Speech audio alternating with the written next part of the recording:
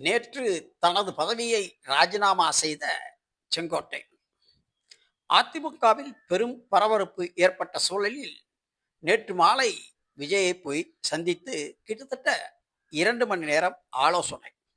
இன்று அவர் 10 மணி அளவில் தமிழக வெற்றி கழகத்தில் தன்னை இணைத்துக் கொள்வார் என்றும் அவருடன் முன்னாள் எம்பி சத்யபாமா உட்பட நிர்வாகிகள் பலரும் தமிழக வெற்றி கழகத்தில் இணைத்துக் கொள்வார்கள் என்ற நிலையில் இன்று இணையும் செங்கோட்டையனுக்கு என்ன பதவி தமிழக வெற்றி கழகத்தில் வழங்கப்படலாம் என்ற ஒரு செய்தி வெளிவந்துள்ளது.